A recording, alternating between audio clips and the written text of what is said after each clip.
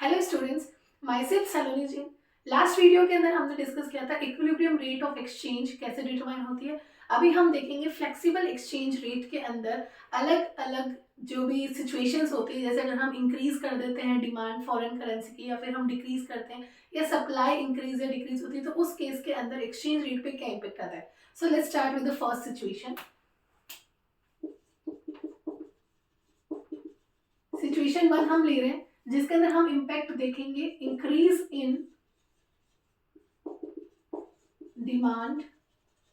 अगर हम डिमांड बढ़ाते हैं यूएस डॉलर की, तो उसका क्या इम्पैक्ट आता है।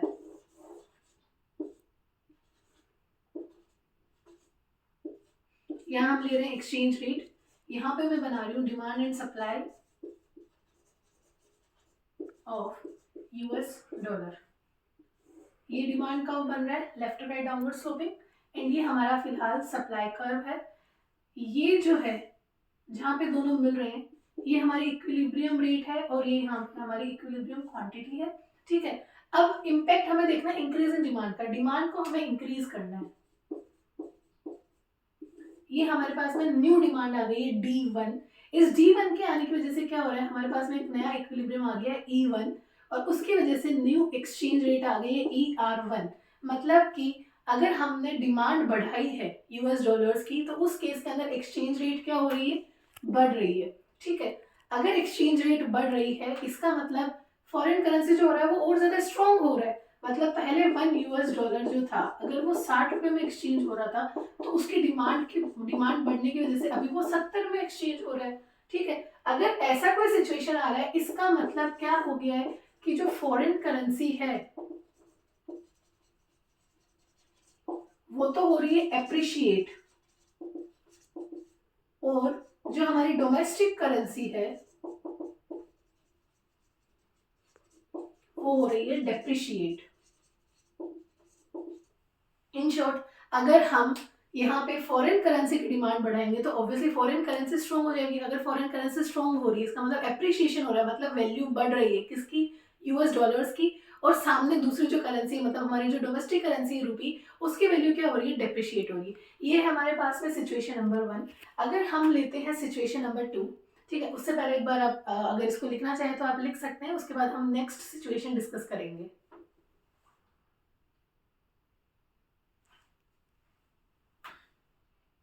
So let's start with the second. Situation 2 हम लेते हैं डिक्रीज का, decrease in demand for US dollar. हम यूएस डॉलर की डिमांड कम कर रहे हैं। उस सिचुएशन के अंदर क्या होगा हमारे पास में, यहाँ हमारे पास में वही एक्सचेंज रेट है, and demand and supply of US dollar. 1 US dollar is exchanged for rupees 60 and 1 US dollar is exchanged for rupees 70। ये डिमांड कर्व है, ये सप्लाई कर्व है। ठीक है, हमें इम्पैक्ट देखना है डिक्रीज इन डिमांड का, मतलब कि डिमांड जो है वो क्या हो रही है, अभी कम हो गई है। पहले जो हमारे पास में जहाँ पे डिमांड एंड सप्लाई मिल रहा था, वो पहले का इक्विलिब्रियम था, एंड वहीं पे हमारे पास में क्या आ रही थी, इक्विलिब्रियम रेट हमारे पास में आ रही थी। ठीक है, और ये हमारे पास में थी इक्विलिब्रियम क्वांटिटी। जैसे ही डिमांड कम हुई है, डिमांड के कम होने से हमारे जो इक्विलिब्रियम रेट है वो और ज्यादा क्या हो गई है, कम हो गई है। न्यू इक्विलिब्रियम रेट आ गई है ER1। मतलब डिमांड के कम होने से रेट भी क्या हो गई है, कम हो गई है। इस केस के अंदर क्या हो रहा है, जब हमने यूएस डॉलर की डिमांड कम करी है, उस केस के अंदर क्या हो रहा है, पहले 1 यूएस डॉलर जो था, अगर वो रुपीज 60 के ऊपर एक्सचेंज हो रहा था, तो अभी 1 यूएस डॉलर रुपीज 50 पे एक्सचेंज हो रहा है। मतलब रेट कम हो गई है। रेट कम हो गई, इसका मतलब कि हमारी करेंसी जो डोमेस्टिक करेंसी है वो एप्रिशिएट हुई, वो स्ट्रांग हो गई है, और जो यूएस डॉलर है वो अपने आप में थोड़ी वीक हो गई है। ठीक है, वीक हो गई, इसका मतलब कि फॉरेन करेंसी डेप्रिशिएट हो रही है एंड डोमेस्टिक करेंसी क्या हो रही है, एप्रिशिएट हो रही है। appreciation in domestic currency and depreciation in foreign currency। ये इसका इम्पैक्ट पड़ेगा किसका, डिक्रीज इन डिमांड। अगर हम यूएस डॉलर्स की डिमांड डिक्रीज करते हैं, तो उससे दो चीजें हो जाएगी, appreciation in domestic currency and depreciation in foreign currency. अब हम देखेंगे सप्लाई को कैसे इंक्रीज एंड डिक्रीज अगर हम करते हैं तो उसका क्या इम्पैक्ट आता है।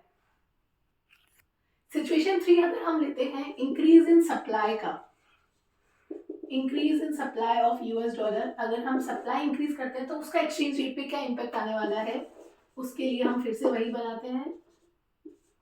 एक्सचेंज रेट है हमारे पास में यहाँ पर, and demand and supply of US dollar.